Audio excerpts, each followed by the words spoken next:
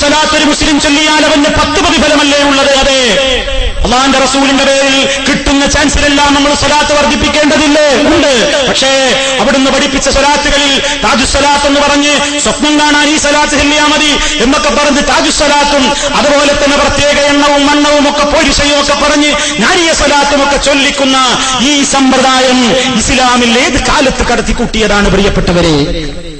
ഹബീബായ നബി സല്ലല്ലാഹു അലൈഹി വസല്ലം നമുക്ക് പഠിപ്പിച്ചിരുന്ന ഇസ്ലാമികമായ സമ്പ്രദായങ്ങളാണോ ഈ വിശദീകരിച്ച കാര്യങ്ങളെല്ലാം? അതുകൊണ്ട് പ്രിയപ്പെട്ടവരെ, ഇസ്ലാം അള്ളാഹു തൃപ്തിപ്പെടുന്ന മതം, അത് ദീനുൽ ഇസ്ലാം, അതൊന്നു മാത്രമാണ്. അതിനെക്കുറിച്ച് പഠിക്കണം. അതിനെക്കുറിച്ച് ഒരുപാട് തെറ്റിദ്ധാരണകളിൽ നിന്ന് നിലനിൽക്കുകയാണ്. ഇസ്ലാമിന്റെ അകത്തുള്ളവരും പുറത്തുള്ളവരും ഇസ്ലാമിനെ തെറ്റിദ്ധരിപ്പിക്കുകയാണ്. എല്ലാവരോടും പറയാനുള്ളത്, പ്രിയപ്പെട്ടവരെ, നമുക്ക് യഥാർത്ഥമായ നിലക്കുള്ള ദീനിനെയാണ് പഠിച്ച് മനസ്സിലാക്കേണ്ടത്. അപ്പോഴൊക്കെ ചില ചെറുപ്പക്കാർ ചിലപ്പോൾ ചോദിക്കും, ഇങ്ങനെയൊക്കെ തോന്നിയാസം ഞങ്ങൾ കല്യാണത്തിനും ഉറൂസിലും എല്ലാം നമ്മൾ ചെയ്താലും ഞങ്ങൾക്ക് വരുമാനത്തിനോ സൗകര്യത്തിനോ ഒന്നും ഒരു കുറവുമില്ലല്ലോ, അങ്ങനെ തെറ്റാണെങ്കിൽ അതൊക്കെ മുട്ടിപ്പോകേണ്ടതല്ലേ? ഹബീബായ നബി സല്ലല്ലാഹു അലൈഹി വസല്ലം പറയുകയാണ്, ഇദാ റഅയ്തല്ലാഹ യുഅതിൽ അബ്ദ മിനദ് ദുനിയാ അലാ മആസിഹി മാ യുഹിബ്ബു ഫഇന്നമാ ഹുവ ഇസ്തിദ്റാജ്. തെമ്മാടിത്തം പ്രവർത്തിക്കുന്ന ആളുകൾക്ക് അവർ തെമ്മാടിത്തം ചെയ്തുകൊണ്ടിരിക്കുമ്പോഴെല്ലാം പിന്നെയും പിന്നെയും സമ്പത്തും സൗകര്യങ്ങളുമൊക്കെ വർദ്ധിക്കുന്നത് നീ കണ്ടാൽ നീ അത് തെറ്റിദ്ധരിച്ചു പോകരുത്. അള്ളാഹു കൊടുക്കുന്ന പരീക്ഷണമാണ് കേട്ടോ. തെമ്മാടികളും ധിക്കാരികളുമൊക്കെ തോന്നിയാസങ്ങൾ ചെയ്യുമ്പോ അള്ളാഹു ഒരു പക്ഷേ അവനിങ്ങനെ അവസരം നീട്ടിയിട്ട് കൊടുക്കുകയാണ്. ഇവൻ എത്രത്തോളം പോകുമെന്നൊന്ന് നോക്കട്ടെ. അവസാനം ഒരൊറ്റ പിടുത്തമാണ്. ആ പിടുത്തത്തിന്റെ മുമ്പിൽ കിടന്നു കൊടുക്കാതെ രക്ഷയില്ല ചെറുപ്പക്കാരാ, രക്ഷയില്ല മുസ്ലിമേ. അതുകൊണ്ട് നമുക്ക് മരിക്കണ്ടേ, പരലോകത്തെത്തണ്ടേ, അല്ലാഹുവിന്റെ കോടതിയിൽ വിചാരണയില്ലേ? അവിടെ നിന്നുകൊണ്ട് നമുക്ക് കൈകെട്ടി ഉത്തരം പറയേണ്ടതില്ലേ? അവിടെ നമുക്ക് നബി സല്ലല്ലാഹു അലൈഹി വസല്ലമിന്റെ ശഫാഅത്ത് ലഭിക്കണ്ടേ? അവിടുത്തെ കയ്യിൽ നിന്ന് ഹൗദുൽ കൗസറിന്റെ വെള്ളം കുടിക്കണ്ടേ? മമ്പിയാക്കളുടെ കൂടെ സ്വർഗത്തിലെത്തണ്ടേ? മഹത്തുക്കളുടെ കൂടെ നിൽക്കണ്ടേ? വംതാസുൽ യൗമ അയ്യുഹൽ മുജ്രിമൂൻ, കുറ്റവാളികളെ നിങ്ങളൊന്ന് വേറിട്ട് നിൽക്കൂ.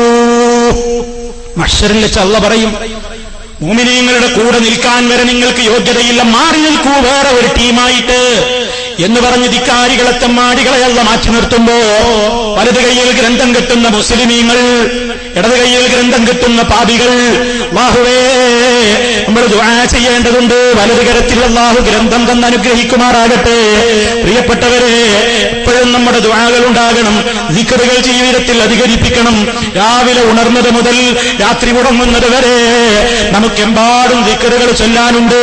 രാവിലെ ഉണരുമ്പോ അൽഹംദുലില്ലാഹില്ലദീ അഹ്യാനാ ബഅദമാ അമാതനാ വഇലൈഹിൻ നുശൂർ എന്ന ദിക്റും ചൊല്ലിക്കണ്ട എഴുന്നേൽക്കേണ്ടത്. അങ്ങനെ ഓരോ സ്ഥലത്തും നമുക്ക് ദിക്റുകൾ പറയാനുണ്ട്. ഉറങ്ങുന്നതിന്റെ മുമ്പേ വുദു എടുത്തിട്ട് വേണം ഉറങ്ങാൻ. ആയത്തുൽ കുർസി ഓതണേ, ആമന റസൂൽ ഓതണേ. അതുപോലെ തന്നെ ഖുൽ ഹുവല്ലാഹു അഹദ്, ഖുൽ അഊദു ബിറബ്ബിൽ ഫലഖ്, ഖുൽ അഊദു ബിറബ്ബിൻ നാസ്, അത് രണ്ട് കൈകളിലും അതാ ഊതിയിട്ട് ആ 3 സൂറത്തുകളും ഓതിയിട്ട് ശരീരത്തിൽ മുഴുവൻ തടവിയിട്ടാണ് കിടന്നുറങ്ങേണ്ടത്. ദിക്റുകൾ ചൊല്ലിയിട്ടാണ് കിടക്കേണ്ടത്. സുബ്ഹാനല്ലാഹ് പറയണം, അൽഹംദുലില്ലാഹ് പറയണം, അല്ലാഹു അക്ബർ പറയണം. അതൊക്കെ അവിടുന്ന് പഠിപ്പിച്ച എണ്ണം പോലെ തന്നെ നിർവഹിക്കണം. പിന്നെയും അതാ വലത്തെ കവിൾ ഭാഗത്തേക്ക് വലത് കൈ ചേർത്ത് വെച്ച് വലത് ഭാഗം ചെരിഞ്ഞു കിടന്നുകൊണ്ട് എത്രയോ ദിക്റുകൾ നമുക്ക് പറയാനുണ്ട്. അതുപോലെ തന്നെ ജമാഅത്തിന്റെ കാര്യം ഒരിക്കലും മറന്നു പോകരുത്. നമസ്കാരത്തിൽ വീഴ്ച വരുത്തരുത്. ഉമ്മമാരെ, പുറത്തിറങ്ങുമ്പോൾ വേഷം ശ്രദ്ധിക്കണേ. വാക്ക് പൊരുത്തമില്ലാത്ത വേഷവുമായിട്ട് ഇറങ്ങരുത്. അബായയാണ് പർദ്ദയാണെന്നൊക്കെ പറഞ്ഞിട്ട് ബോഡി ഫിറ്റ് പർദ്ദ ഉപയോഗിക്കരുത്. ശരീരത്തിന്റെ മുഴുപ്പ് പുറത്തേക്ക് കാണിക്കുന്ന ആ നിലക്കുള്ള പർദ്ദയല്ല വേണ്ടത്. ശരീരത്തിന്റെ സൗന്ദര്യം മറച്ചു പിടിക്കുന്ന ലൂസായ പർദ്ദയാണ് വേണ്ടതെന്ന് ഉമ്മമാരോട് സഹോദരിമാരോട് ഓർമ്മപ്പെടുത്തുന്നു. ഹറാമായ ഒരു വേദികളിലേക്കും പോകരുത്. ഹറാമിന്റെ മജ്‌ലിസുകളിലേക്ക് പോകരുത്. ഹറാമായ നോട്ടം ഉണ്ടാകരുത്. ഹറാമായ കേൾവി ഉണ്ടാകരുത്. ഹറാമായ സംസാരം വേണ്ട. നമ്മുടെ മക്കൾക്ക് ഹറാമിന്റെ ഭക്ഷണം കൊടുത്തു പോകരുത്. അങ്ങനെ ഇസ്ലാമിന്റെ ശുദ്ധമായ ആ ഒരവസ്ഥയിലേക്ക് നീങ്ങിയാൽ പരലോകത്ത് നമുക്ക് രക്ഷയുണ്ട്. അതിനാണ് നമ്മൾ ശ്രമിക്കേണ്ടത്. അതുകൊണ്ട് ആ ഒരവസ്ഥയിലേക്ക് വളരണേ, ഉയരണേ എന്ന് എന്നോടും നിങ്ങളോടും ഈ വൈകിയ വേളയിൽ ഉണർത്തിക്കൊണ്ട് ഞാൻ അവസാനിപ്പിക്കുകയാണ്. റഹ്മുർ-റഹീമീനായ നാഥൻ, നിങ്ങൾ ഒരു മിനിറ്റ് കൂടെ കഴിഞ്ഞിട്ട് പോവുക. റഹ്മുർ-റഹീമീനായ നാഥൻ നമുക്കെല്ലാവർക്കും ആയുസ്സും ആരോഗ്യവും നൽകി അനുഗ്രഹിക്കുമാറാകട്ടെ. ലോകത്തെമ്പാടും പകർച്ചവ്യാധികളും അതുപോലെ തന്നെ പലതരത്തിലുള്ള പരീക്ഷണങ്ങളും നടന്നുകൊണ്ടിരിക്കുകയാണ്. റഹ്മുർ-റഹീമീനായ നാഥൻ എല്ലാവിധത്തിലുള്ള പരീക്ഷണങ്ങളിൽ നിന്നും പകർച്ചവ്യാധികളിൽ നിന്നും മാരകമായ രോഗങ്ങളിൽ നിന്നും സഹിക്കാനാവാത്ത പരീക്ഷണങ്ങളിൽ നിന്നും കടക്കണിയിൽ നിന്നും ദാരിദ്ര്യത്തിൽ നിന്നും എല്ലാവിധത്തിലുള്ള അസുഖങ്ങളിൽ നിന്നും നമ്മെ എല്ലാവരെയും കാത്തു രക്ഷിക്കുമാറാകട്ടെ. നമ്മിൽ പലരും രോഗികളാണ്, രോഗികൾക്ക് അല്ലാഹു ശിഫ നൽകുമാറാകട്ടെ. നമ്മളിൽ നിന്ന് പലരും മരിച്ചുപോയ വാർത്തകളാണ് കേട്ടുകൊണ്ടിരിക്കുന്നത്. ഇന്ന് എന്റെ കൂടെ എന്റെ സഹപ്രവർത്തകനായ അബുദാബിയിലുള്ള ഉള്ളാളിലുള്ള അബ്ദുസത്താർ എന്ന് പറയുന്ന സഹോദരൻ, അദ്ദേഹം ഇന്ന് മരണപ്പെട്ടിരിക്കുകയാണ്. അതുപോലെ തന്നെ പല സഹോദരങ്ങളുടെയും മരിച്ചതും അതുപോലെ തന്നെ രോഗികളായതുമുണ്ട്. റഹ്മുർ-റഹീമീനായ നാഥ, രോഗികൾക്ക് നീ ശിഫ നൽകണേ നാഥ. ഞങ്ങളിൽ നിന്ന് മരണപ്പെട്ടു പോയവർക്ക് നീ മഗ്ഫിറത്ത് നൽകണേ റഹ്മാനെ. അല്ലാഹുവേ, എല്ലാ പാപങ്ങളും ആ സഹോദരന് പുറത്തു കൊടുക്കണമേ റഹ്മാനെ. അല്ലാഹുവേ, അദ്ദേഹത്തിന്റെ പരലോകം ഖൈറാക്കി കൊടുക്കുമാറാകണേ. ഞങ്ങളെയും അദ്ദേഹത്തെയും നിന്റെ ജന്നാത്തുൻ നഈം എന്ന സ്വർഗ്ഗത്തിൽ നീ ഒരുമിച്ച് കൂട്ടണേ അല്ലാഹുവേ, നാളെ പരലോകത്ത് നിന്റെ സജ്ജനങ്ങൾ ഒരുമിച്ച് കൂടുന്ന സ്വർഗീയ ലോകത്ത് നീ ഞങ്ങളെ എല്ലാവരെയും ഒരുമിച്ച് കൂട്ടണേ നാഥ. ഞങ്ങളിൽ നിന്ന് മരണപ്പെട്ടു പോയ ഞങ്ങളുടെ മാതാപിതാക്കൾ, സഹോദരി സഹോദരങ്ങൾ എല്ലാവർക്കും നീ പുറത്തു കൊടുക്കണമേ നാഥ.